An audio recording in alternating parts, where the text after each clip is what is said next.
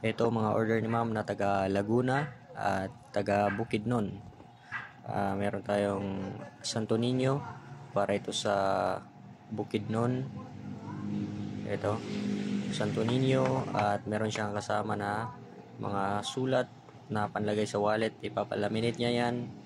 Pwedeng gawing kwintas o panlagay sa wallet. Papalaminate para hindi masira. So, for self-protection at gabay sa hanap buhay. Santo Niño na medalyon. Pwede siya ikwintas or lagay mo sa bag or lagay mo sa yung keychain, ikaw na bahala. Meron ding ito para sa Laguna 10 elements na bracelet na 10 elements.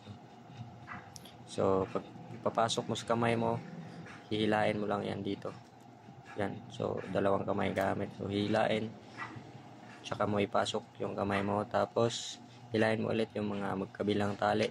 Ibabalik mo yung dalawang tali para lock sa kamay mo. Ikaw na bahala mag-adjust kung anong gusto mong higpit.